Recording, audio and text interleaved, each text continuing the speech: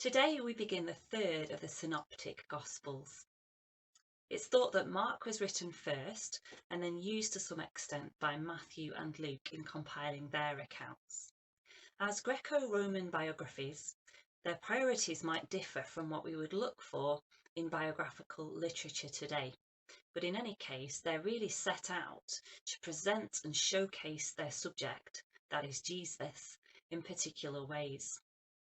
So Mark could be said to present Jesus as a kingdom ruler, and Matthew presents his identity very much from a Jewish perspective. But what about Luke? In chapter 1 and verses 1 to 4, Luke provides a distinct foreword that spells out Luke's purpose in compiling an orderly account when there are other accounts already in circulation. Luke wants to promote clear understanding and real confidence in what is being taught about Jesus. In verse 3, he addresses someone who he calls Most Excellent Theophilus. This might well have been a patron or sponsor of their work. Many biblical scholars recognise Luke as a prequel to Acts and kind of consider the two as one work, really.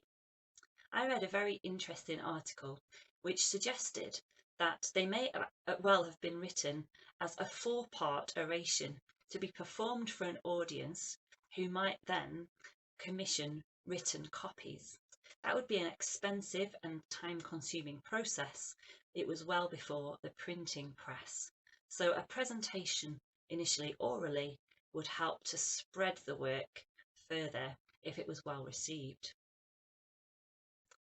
Like Matthew, Luke gives us a genealogy, but not until chapter 3. For anyone who wonders why it's very different to Matthew's, I've provided a link on the text version of the devotion that you might like to look up. It has some good suggestions and thoughts into that. But first, Luke sets the scene with the foretelling of the births of John the Baptist and of Jesus. I love that Mary went to her older relative Elizabeth at such a difficult time. It must have been really tricky for her as a young, unmarried, pregnant woman in that particular context and time. And there's so much joy and affirmation in Elizabeth's words to Mary and in Mary's song.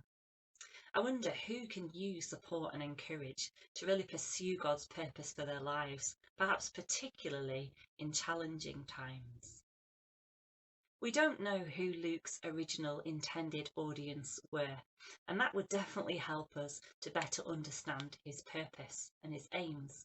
However, the very first verse speaks of fulfillment. Luke's writing about events that are not accidental or merely interesting, but that are very much connected to the faith of people who have gone before. There's also something intentionally universal about Luke's account.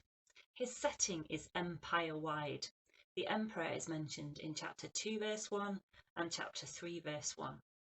Having begun with this impressively worded prologue, lowly shepherds soon have a part to play.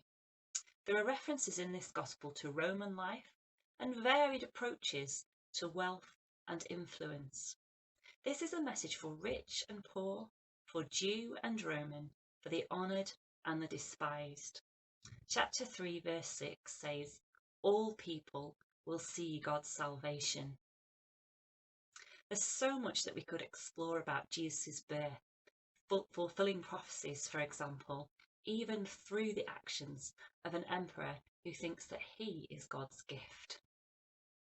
But in this period of Lent, as we continue our reading together, let's use it to prepare our hearts, however you're finding this something of a wilderness experience, and to expect our Saviour to come, to meet us, and through us to make known his good news to the world.